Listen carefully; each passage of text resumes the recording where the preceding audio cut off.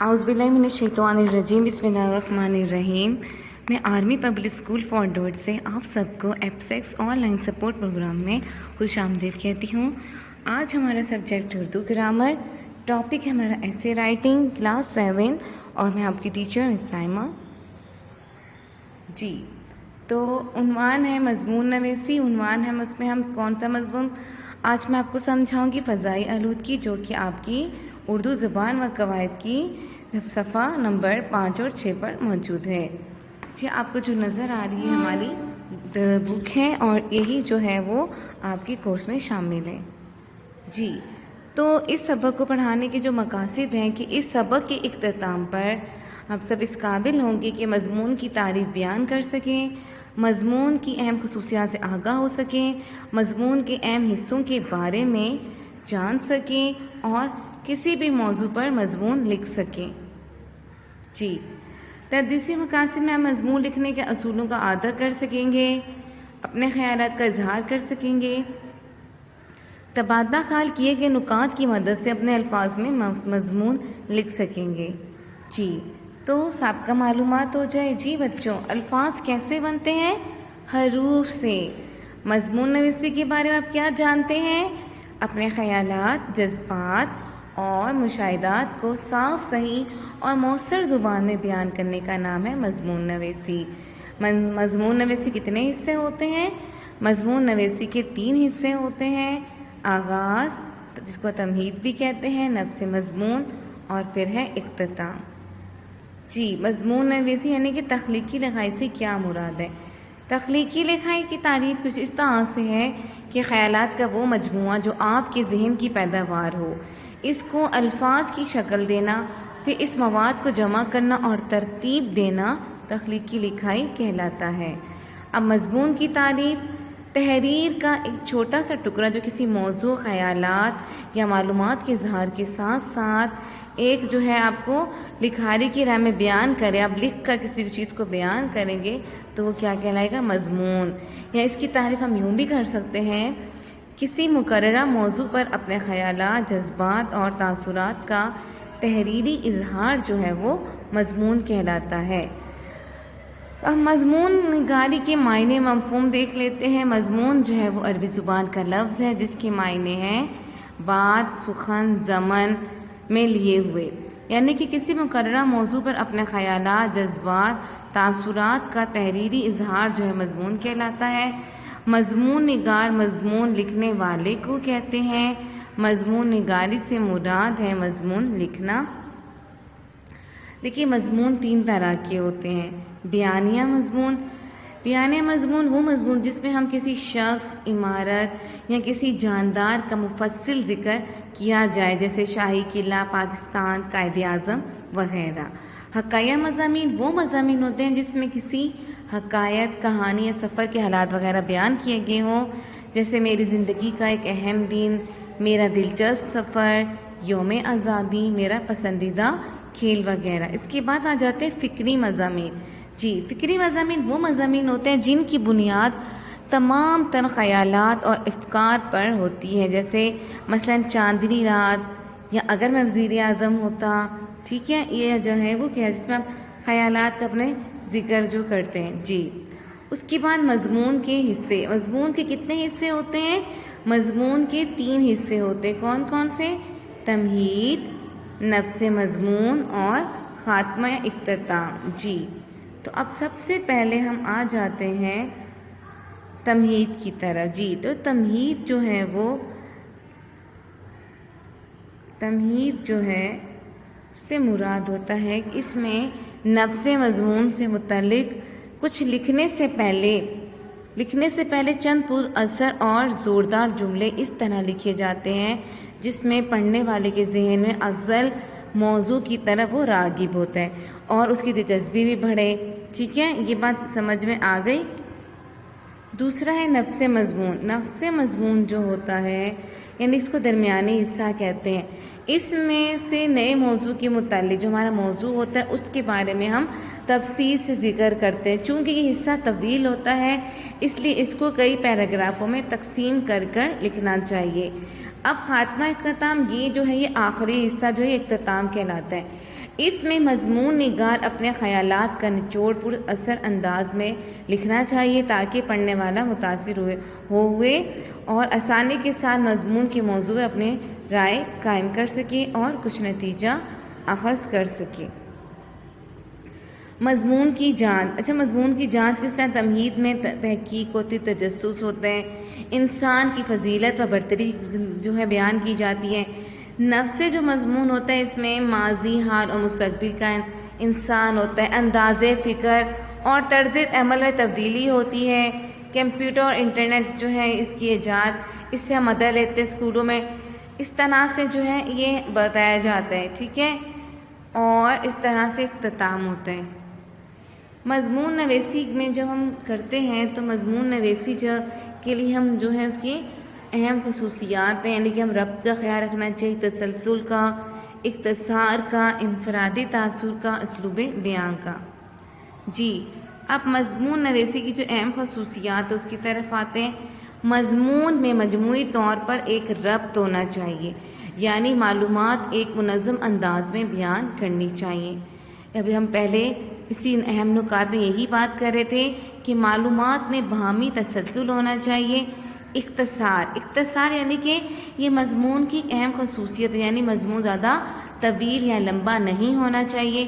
اسلوب بیان سے مطلب ہے اسلوب بیان جو بیان کرنے کا انداز ہے وہ سادہ ہو، عام فہم ہونا چاہیے اور مدلل انداز میں اپنے ذاتی خیالات کا اظہار کرنا چاہیے۔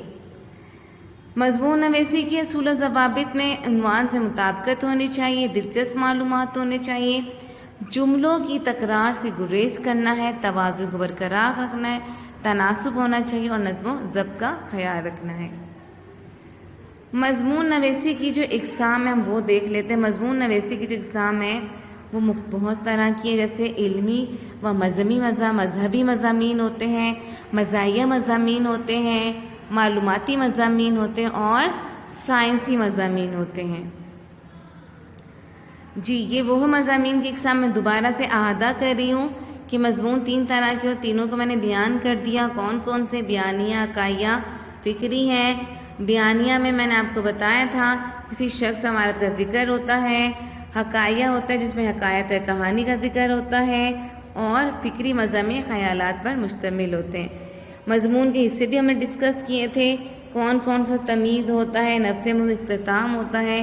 تمہید میں ہم آغاز یعنی کہ پر اثر جملے لکھتے ہیں، اور نفس جو مضمون اس میں درمیانی حصہ ہوتا ہے، ٹھیک ہے، اس میں جو ہمارے پاس جو موضوع ہے ہم اس کے بارے میں تفصیل سے بیان کرتے ہیں، اور اختتام یعنی کہ ہم اس کا آخری حصہ اختتام ہوتا ہے، اس میں ہم اپنے خیالات کا نچوڑ جو ہوتا ہے وہ بیان کرتے ہیں۔ تو اس طرح سے یہ تینوں جو ہے وہ اقسام ہو گئی جو میں نے بیان کر دی۔ اعادہ بھی ہم نے کر لیا، مضمون کی جو ہے ہم نے تعریف کر لی کہ مضمون کیا ہوتا ہے، مضمون کسے کہتے ہیں، مضمون کی اہم خصوصیات کو بھی ہم نے اچھے سے دیکھ لیا کہ ہم نے ربط کا، تسلسل کا، اختصار کا، سب چیزوں کا خیال رکھنا ہے۔ مضمون کے اہم حصے بھی ہم نے دیکھ لیے، ٹھیک ہے۔ اب ہم آتے ہیں جو ہمارا آج کا موضوع ہے۔ ہمارا آج کا جو موضوع ہے وہ ہے فضائی آلودگی، اور یعنی کہ فضائی آلودگی کس طرح ہوتی ہے، زہریلا دھواں، زہریلی گیس۔ اب ہم جو ہے اپنا آج کا جو موضوع ہے اس کو شروع کرتے ہیں۔ اب اس میں جو ہم سابقہ واقفیت دیکھ لیتے ہیں، ٹھیک ہے۔ سابقہ واقفیت میں آپ لوگ کیا کیا جانتے ہیں اس کی؟ جی سانس لینے کے لیے کس گیس کی ضرورت ہوتی ہے؟ یقیناً یہ بات آپ سب کو پتہ ہوگی، تازہ ہوا کی۔ تازہ ہوا ہم کہاں سے حاصل کرتے ہیں؟ جی درختوں سے حاصل ہوتی ہے۔ اب ہماری زمین پہ کس چیز جو اس کی خوبصورتی ہے اس میں اضافہ کون سی چیز کرتی ہے؟ آپ کو پتہ ہے ہرے بھرے جو ہے پودے، پیڑ، درخت وغیرہ، ٹھیک ہے، یعنی کہ آپ درختوں کی جو اہمیت ہے آپ اس سے اچھی طرح جو ہے وہ واقف ہیں۔ تو آج جو ہمارا جو ہمارا عنوان ہے وہ ہے فضائی آلودگی۔ ہم فضائی آلودگی کو ذرا سے دیکھ لیتے ہیں کہ فضائی آلودگی جو ہے وہ، اچھا آلودگی کی بہت ساری قسمیں ہوتی ہیں۔ اس آلودگی اقسام میں ہمارے پاس ہے فضائی آلودگی، پھر اس کے بعد آبی آلودگی، پھر زراعتی آلودگی، اس کے بعد ہے صنعتی، زمینی۔ یہ تمام جتنی بھی ہیں یہ ساری کیا ہیں؟ ساری کی ساری جو ہے یہ آلودگی کی اقسام ہیں۔ اچھا، اب ہم ماحولیاتی آلودگی جو ہے اس میں جو ہے آلودگی کی اقسام ہم نے دیکھ لی.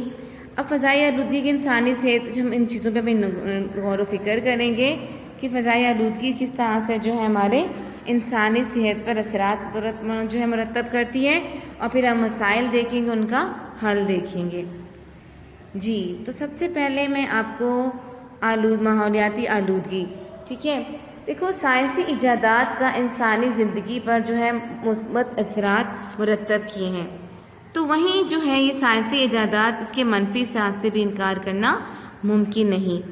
اس انقلاب اور ترقی کی بدولت ہماری زندگی بہت سی بنیادی سہولتوں سے آشنا ہوئی. مثال کے طور پر مہینوں سالوں میں کیا جانے والا سفر دنوں اور گھنٹوں میں ہونے لگا. کام کی معیار اور مقدار میں اضافہ ہوا، لیکن اس کے ساتھ ساتھ سائنسی ایجادات نے کتنی ہی ایسی باتوں کو جنم دیا جو انسانی زندگی پر منفی اثرات مرتب کرتی ہیں. یعنی کہ سائنسی ترقی نے ہمارے لیے نئے مسائل میں بھی اضافہ کیا. ان مسائل میں سے ایک اہم اور بنیادی مسئلہ جو ہے وہ ہماری آلودگی کا ہے. آلودگی جو ہے وہ پوری دنیا کا بہت بڑا مسئلہ ہے، اور یہ مسئلہ روز بروز خطرناک صورت اختیار کر رہا ہے، جس کی وجہ سے انسانوں کو سنگین خطرات کا سامنا ہے. آلودگی جو ہے وہ انسانی صحت کے لیے اس کے بہت سے نقصانات ہیں. ایک تو اس نے ہمارے ماحول کو آلودہ کیا ہوا ہے، اور اس کی وجہ سے مختلف بیماریاں جو ہیں وہ جنم لے رہی ہیں.